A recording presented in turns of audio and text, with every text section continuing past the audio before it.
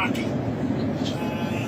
Any questions? We had some great economic numbers come out. As you know, we're doing very well economically. A lot of factories are being built all over the country and all of that, but very strong numbers came out. Go ahead. Can you give us an update on what took place in South Florida today, these talks between the U.S. and the Ukrainians? Well, they're going along. They're going along well. We want to stop people from being killed. It doesn't have much to do with us. And I'd like to see if we can save a lot of souls. A lot of people are being killed.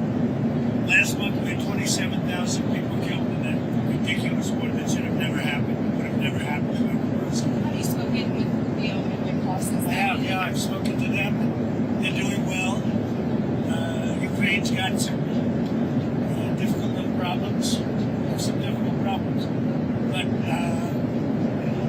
I think Russia would like to see it end, and I think Ukraine, I know Ukraine would like to see it end. You just said that Israel has a little bit of problems. Well, we have a corruption situation going on, which is not helpful. And is that impeding the peace talks? I said it was going on for 3 years, right? And I say for 3 years I said it. So I was way ahead of schedule. But I think that there's a good chance we can make a deal. Mr. President, on Venezuela, can you tell us more about why the airspace above Venezuela should be considered closed? Because we consider Venezuela to be not a very friendly country. They sent millions of people, really, and probably a number in excess of that.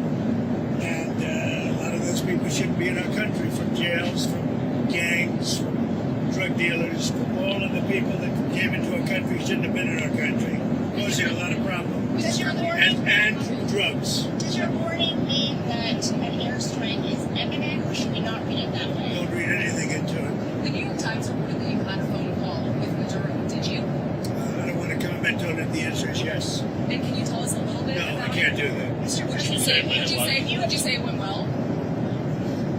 I would say it went well or badly. No. you think so? Can you talk a little bit about the strikes and the controversy around Secretary of Defense Pete said? I don't know anything about it. He said he did not say that, and I believe it. So you don't know if there was You're a talking second, about the two men? the second strike to kill the two men. He said he didn't do it. He said he never said Would you be okay with that if he did? it. He said he didn't do it, so I don't have to make that What decision. are your Mr. You've made so clear how you want to keep drugs out of the U.S. Right. Can you explain more about why you can pardon a notorious drug trafficker, Well, I don't know who you're talking about. Which Juan one? Orlando Hernández? Well, I was told, I was asked by Honduras, many of the people of Honduras, they said it was a Biden setup. I don't mean Biden. Look, Biden didn't know he was alive.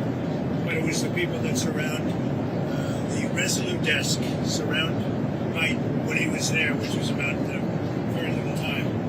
And the people of Honduras really thought he was set up and it was a terrible thing.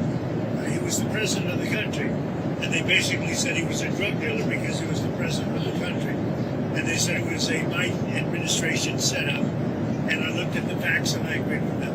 What evidence did you share that he was set up and that he wasn't? Well, you take a look. I mean, they could say that you take any country you want. If somebody sells drugs in that country, that doesn't mean you arrest the president and put him in jail for the rest of his life. President, can I just clarify, do you think the U.S. That includes this country, okay? To be honest, I mean, if somebody does something wrong, you put the president of the country in jail. They said it was a Biden setup. It was a Biden administration setup. And you have a big race going on this week, next week. I think it's going to be a very important race. It'll be interesting to see Honduras. That's what you're talking about, right? Correct, yes. Yes, ma'am.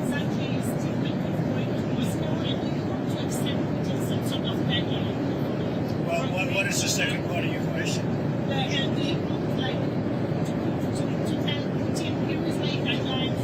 I don't have a deadline. I have a deadline when the war is over. And hopefully the war is going to be over. 27,000 people killed last week. 27,000 over the last 3 or 4 weeks.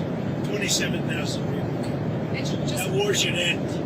President, just for clarity, if there, on the Venezuela boat strike, if there were a second strike that killed people, even in the first strike, are you thinking that would be legal? I don't know that happened. And Pete said he did not want them. He didn't even know what people were talking about. So we'll look into it.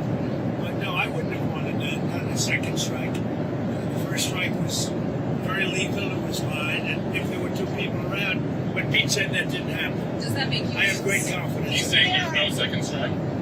I don't know. I'm going to find out about it. But Pete said he did not order the death of those two men. Do you have any concerns about how those boat strikes have been carried out at all?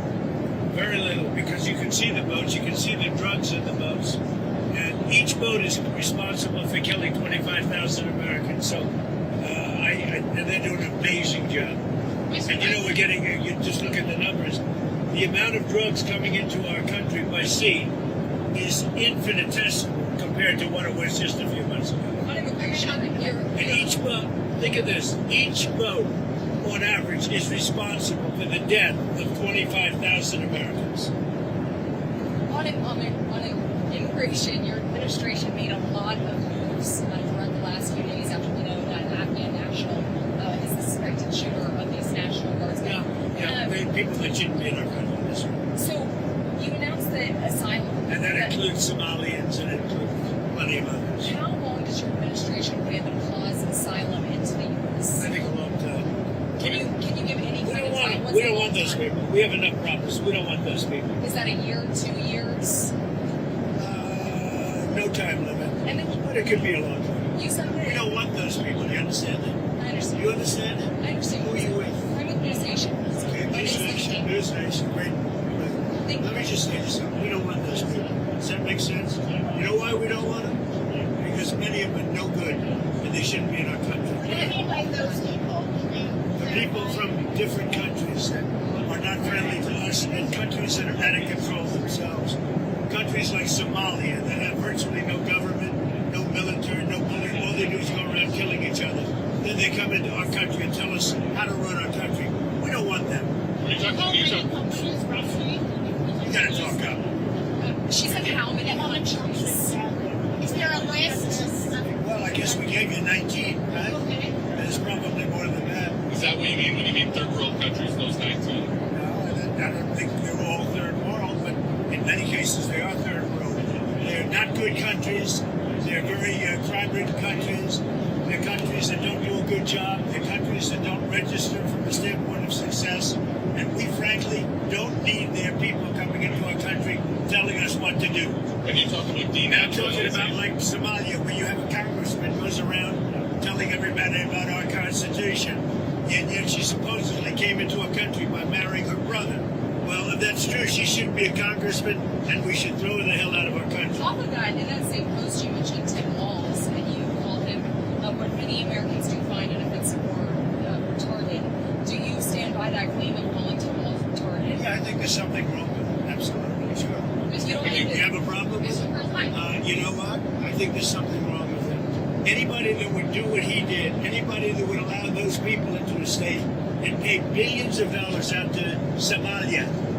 We give billions of dollars to Somalia. It's not even a country because it doesn't function like a country. It's got a name, but it doesn't function like a country. Yeah, there's something wrong with Walz. Mr. President, you said that you might denaturalize some American citizens. Can you talk You about mean people that are in here that shouldn't be here? that became Americans? Are you Well, trying we'll to see. revoke I their mean, yeah, citizenship? we have criminals that came into our country and they were naturalized maybe through a fight with somebody that didn't know what they were doing. If I have the power to do it, I'm not sure that I do, but if I do, I would denaturalize absolutely. what do you mean by Yeah, do you have a question? Yeah. what do you mean by reverse migration? It means get people out that are in our country, get them out of here. I want to get them out. We got a lot of people in our country that shouldn't be here, and they came in through Biden, and he was the worst president in the history of our country. But the single biggest thing he did was allow millions of people into our country that shouldn't be here. Drug dealers, prisons were opened up and allowed to come into our country. You take a look at the people that were allowed to come into our country. We're paying a big price for it, and we will for years to come, including the recent killer of two wonderful National Guards people. And I'll tell you what, that animal should not have been allowed to come into our country. Thank you very much, everybody. Thank you. Have you spoken to the Andrew Walz family? Can you give us an update on I have spoken to both families. Well, I mean, I can give you an update. They're devastated. Does that make sense to you? They're devastated. Can you give us an update on Andrew Walz? Well, as you know, the one is no longer with us. And Andrew Andrew is fighting for his life. And his parents are unbelievably great people, highly religious people. And they're praying, and they want everybody to pray for Andrew. And he has a chance to make it, but he is, his mother and father, they were so unbelievable. They were so positive. From West Virginia, great state. I spoke with Sarah's parents too, and the only thing I can say, they were devastated. They can't even believe it. It's absolutely devastating. Of course, those are children. Do you plan to bring the next troops to the White House? Yeah, I do. I've already suggested it.